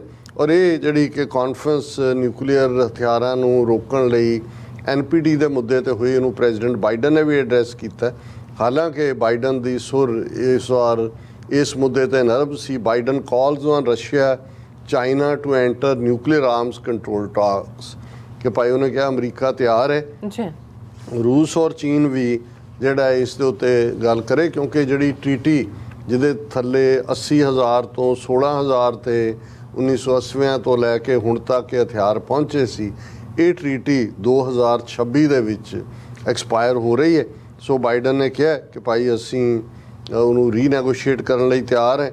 ਔਰ ਨਾਲ ਦੀ ਨਾਲ ਉਹਨੇ ਕਿਹਾ ਕਿ ਭਾਈ ਜੇ ਅਸੀਂ ਇਸ ਤੇ there is no benefit to any of our nations or for the world to resist substantive engagement on arms control and nuclear non-proliferation। ਕਿ ਮਹਿਸੂਸ ਹਰ ਕੋਈ ਕਰਦਾ ਹੈ ਕਿ ਵੀ ਇਸ ਸਾਰੇ ਦੇ ਵਿੱਚ ਜੇਤੂ ਕੋਈ ਨਹੀਂ ਹੋਏਗਾ, ਔਰ ਜਿਹੜੀ ਮਿਸਕੈਲਕੂਲੇਸ਼ਨ ਉਹਨੂੰ ਤਬਾਹੀ ਕਰੇਗੀ। ਲੇਕਿਨ ਜਿਹੜੇ ਲਫ਼ਜ਼ UN ਸੈਕਟਰੀ ਜਨਰਲ ਨੇ ਕਹੇ ਕਿ ਭਾਈ ਇਸ ਸਾਰੇ ਦੇ ਵਿੱਚ ਇਹ ਮੈਸੇਜ ਹੈ ਕਿ ਇਸ 'ਚ ਕੋਈ ਵੀ ਜੇਤੂ ਨਹੀਂ ਹੋਏਗਾ। ਸੋ ਬਿਹਤਰ ਇਹ ਹੈ ਕਿ ਅਸੀਂ ਅਕਲ ਤੋਂ ਕੰਮ ਲਈਏ ਔਰ ਨਿਊਕਲੀਅਰ ਹਥਿਆਰਾਂ ਦੇ ਜ਼ਖੀਰੇ ਨੂੰ ਜਿਵੇਂ 80,000 ਤੋਂ 16,000 ਤੱਕ ਲਿਆਂਦਾ ਸੀ, ਉਸ ਖਤਰੇ ਨੂੰ ਜਿਹੜਾ ਹੈ ਉਹ ਘਟਾਉਣ ਦੀ ਕੋਸ਼ਿਸ਼ ਕਰੀਏ। ਪਰ ਅਸੀਂ ਸਮਝਦੇ ਹਾਂ ਕਿ ਭਾਈ ਇਹ ਨਹੀਂ ਹੋ ਸਕਦਾ ਕਿ ਵੀ ਜਿਹੜਾ ਇੱਕ ਦੇ ਲਈ ਇੱਕ ਰੂਲ ਹੈ, ਦੂਜੇ ਦੇ ਲਈ ਦੂਜਾ ਰੂਲ ਹੈ। ਜੇ ਇੰਡੀਆ ਬਿਨਾਂ NPT ਦੇ ਉੱਤੇ ਦਸਤਖਤ ਕੀਤੇ ਆ ਜਾਂ ਇਜ਼ਰਾਈਲ ਬਿਨਾਂ NPT ਤੇ ਦਸਤਖਤ ਕੀਤੇ ਆ, ਨਾਰਥ ਕੋਰੀਆ ਜਾਂ ਪਾਕਿਸਤਾਨ ਨੂੰ ਜੇ ਪਾਸੇ ਵੀ ਰੱਖ ਦਿਓ, ਉਹਨਾਂ ਦੇ ਨਾਲ ਇਹ ਵੈਸਟਰਨ ਪਾਵਰਸ ਜਾਂ ਅਮਰੀਕਾ ਜਾਂ ਯੂਰਪ ਜਾਂ ਨੈਟੋ ਉਵੇਂ ਹੀ ਕੁਲੀਗਸ ਵਾਂਗ ਡੀਲ ਕਰ ਰਹੀਆਂ ਨੇ। ਫਿਰ ਜਿਹੜਾ ਹੈ ਉਹ ਬਾਕੀਆਂ ਨੂੰ ਕੌਣ ਰੋਕ ਸਕੇਗਾ ਨਿਊਕਲੀਅਰ ਹਥਿਆਰ ਬਣਾਉਣ ਤੋਂ? ਜਾਂ ਇਸ ਦਾ ਮਤਲਬ ਜਿਵੇਂ UN ਸੈਕਟਰੀ ਜਨਰਲ ਨੇ ਕਿਹਾ ਤੇ ਜੇ ਇਹਦੇ ਨਾਲ ਹੀ ਤਬਾਹੀ ਨਿਸ਼ਚਿਤ ਹੈ ਦੁਨੀਆ ਦੀ ਤਾਂ ਫਿਰ ਇਸ ਨੂੰ ਕੋਈ ਵੀ ਨਹੀਂ ਰੋਕ ਜੀ ਡਾਕਟਰ ਸਾਹਿਬ ਤੁਹਾਡਾ ਬਹੁਤ ਬਹੁਤ ਸ਼ੁਕਰੀਆ ਤੁਸੀਂ ਆਪਣੇ ਵਿਚਾਰ ਸਾਡੇ ਦਰਸ਼ਕਾਂ ਨਾਲ ਸਾਂਝੇ ਕੀਤੇ ਨੇ। ਸੋ ਇੱਥੇ ਲੈਣੇ ਬ੍ਰੇਕ ਔਰ ਬ੍ਰੇਕ ਤੇ ਜਾਣ ਤੋਂ ਪਹਿਲਾਂ ਅਸੀਂ ਆਪਣੇ ਦਰਸ਼ਕਾਂ ਤੇ ਸਰੋਤਿਆਂ ਨੂੰ ਅਪੀਲ ਤੇ ਬੇਨਤੀ ਕਰਦੇ ਵਿਊਅਰਸ ਜਿਸ ਤਰ੍ਹਾਂ ਕਿ ਤੁਸੀਂ ਜਾਣਦੇ ਹੋ ਕਿ ਟੀਵੀ 84 ਹੱਕ ਸੱਚ ਇਨਸਾਫ ਦੀ ਜਿਹੜੀ ਆਵਾਜ਼ ਹੈ ਉਹ ਬੁਲੰਦ ਕਰ ਰਿਹਾ। ਇਹ ਆਵਾਜ਼ ਤੁਹਾਡੇ ਪਿਆਰ ਸਦਕਾ, ਤੁਹਾਡੇ ਵਿਸ਼ਵਾਸ ਸਦਕਾ, ਤੁਹਾਡੇ ਡੋਨੇਸ਼ਨ ਸਦਕਾ ਹੀ ਹੋ ਰਹੀ ਹੈ। ਸੋ ਅਸੀਂ ਚਾਹਾਂਗੇ ਕਿ ਤੁਸੀਂ ਟੀਵੀ 84 ਦੀ ਚੜ੍ਹਦੀ ਕਲਾ ਲਈ ਵੱਧ ਤੋਂ ਵੱਧ ਡੋਨੇਟ ਕਰੋ। ਡੋਨੇਟ ਕਰਨ ਲਈ ਸਾਡੀ ਵੈਬਸਾਈਟ tv84.tv ਤੇ ਜਾ ਕੇ ਪੇਪਲ ਦੀ ਵਰਤੋਂ ਕਰਕੇ ਵਨ ਟਾਈਮ ਡੋਨੇਟ ਕਰ ਸਕਦੇ ਹੋ, ਮੰਥਲੀ ਡੋਨੇਟ ਵੀ ਕਰ ਸਕਦੇ ਹੋ। ਤੁਸੀਂ ਟੀਵੀ 84 ਦੇ ਨਾਮ ਤੇ ਚੈੱਕ ਬਣਾ ਕੇ ਸਾਨੂੰ ਮੇਲ ਵੀ ਕਰ ਸਕਦੇ ਹੋ ਸਾਡੇ ਇਸ ਪਤੇ ਤੇ 36-01 37th Avenue, Long Island City, New York 11101 USA, ਜਾਂ ਫਿਰ ਤੁਸੀਂ ਸਾਨੂੰ ਫੋਨ ਰਾਹੀਂ ਵੀ ਸੰਪਰਕ ਕਰ ਸਕਦੇ ਹੋ ਸਾਡੇ ਫੋਨ ਨੰਬਰ ਤੇ 5166191984। ਤੁਸੀਂ ਸਾਨੂੰ ਈਮੇਲ ਵੀ ਕਰ ਸਕਦੇ ਹੋ info@tv84.tv ਤੇ। ਅਸੀਂ ਤੁਹਾਡੇ ਤਹਿ ਦਿਲ ਤੋਂ ਸ਼ੁਕਰਗੁਜ਼ਾਰ ਹੋਵਾਂਗੇ। ਇਸ ਵਕਤ ਲੈਣੇ ਬ੍ਰੇਕ ਵਿਊਅਰਸ ਤੁਸੀਂ ਸਾਨੂੰ ਇਸੇ ਤਰ੍ਹਾਂ ਬਣੇ ਰਹਿਣਾ। ਮਿਲਦੇ ਹਾਂ ਛੋਟੇ ਜਿਹੇ ਵਕਫੇ ਤੋਂ ਬਾਅਦ।